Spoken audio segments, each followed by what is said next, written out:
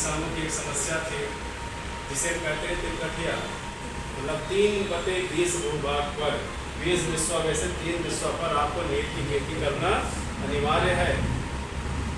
प्रारंभ में नील की खेती से बहुत ज़्यादा फायदा था, बहुत ज़्यादा फायदा था।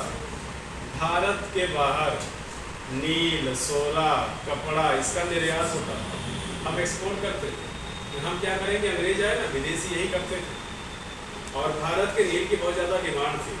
लेकिन समय के साथ जब 20वीं सदी में भारत ने प्रवेश किया तो रासायनिक रंग आ गए, केमिकल आ गए, तो थोड़ा सा केमिकल डालो बहुत बढ़िया नील तैयार हो। तब ये जो हमारा प्राकृतिक नील है ना, जो हम प्रकृति से पैदा करते हैं, इसकी डिमांड बढ़ गई। तो आपने तो खेती किया, अब आपको खरीदार नहीं मिल रहा है, आपको लगान भी देना है, टैक्स भी देना है। तब क्या हुआ, किसान मांग मतलब अपनी डिमांड को पूरा करने के कहते थे और अंग्रेज तैयार नहीं होते थे। तब गांधी जी ने क्या किया, इनके आंदोलन का नेतृत्व किया और किसानों की समस्याओं का काफ़ी हद तक एक सफल इलाज हुआ। आप कह सकते हो चंपारण सत्याग्रह गांधी जी का कुछ न कुछ सफल था, पूर्णतः 100% तो नहीं सफल हुआ, लेकिन ये सफल था। और इसी सत्याग्रह में रविन्द्रनाथ टैगोर ने पहली बार मोहनदास करमचंद गांधी को महात्मा की बात पूछा जाता है आपकी परीक्षा में कि निम्न में से किसने महात्मा गांधी को महात्मा की उपाधि दिया था? तो रविन्द्रनाथ टैगोर। कब दिया था, किस सत्याग्रह में? चंपारण में। आप किस तरह से पढ़ो, ये हुआ क्लियर, चंपारण। इसके बाद चंपारण में किसानों की समस्या को हल करने के बाद गांधी जी पहुंचते हैं खेड़ा। ठीक, 1918 में खेड़ा और 1918 में ही अहमदाबाद।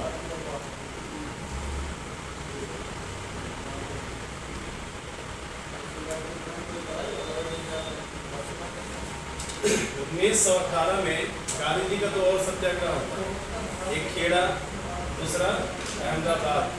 खेड़ा के किसानों की समस्या को गांधी जी ने सुना। वहाँ गांधी जी के साथ सरदार वल्लभ भाई पटेल भी थे, खेड़ा में विठल भाई पटेल थे और खेड़ा के किसानों से सरकार जबरदस्ती का लगान ले रही थी। गांधी जी ने क्या किया, कहा लगान नहीं दिया जाएगा। तब आगे चल के सरकार ने ये निर्णय किया कि लगान केवल उसी से वसूला जाए जो देने के योग्य हो, जो देने के योग्य हो। इस प्रकार गांधी जी का ये सत्याग्रह भी काफ़ी हद तक सफल रहा। अहमदाबाद की बात की जाए, अहमदाबाद किसान आंदोलन नहीं था, ये मिल मजदूर आंदोलन था। मिल में काम करने वाले मजदूरों का यहाँ लड़ाई थी बोनस की, यहाँ लड़ाई बोनस की थी और इनको बोनस नहीं मिल रहा था। कंपनी के मालिक कह रहे थे कंपनी घाटे में है, और जबकि ऐसा नहीं था। गांधी जी को पता चला कि कंपनी घाटे में नहीं है। कैसे पता चला, उस मिल मालिक की बहन गांधी जी की मित्र थी, घर का भेदी लंका ढाए, गांधी जी को विभीषण मिल गया था। उस मिल मालिक की बहन, पता नहीं कोई बेन करके नाम था, मुझे याद नहीं है इस समय, उसने बताया ऐसा कुछ नहीं है, मेरे भैया बड़े लालची हो गए।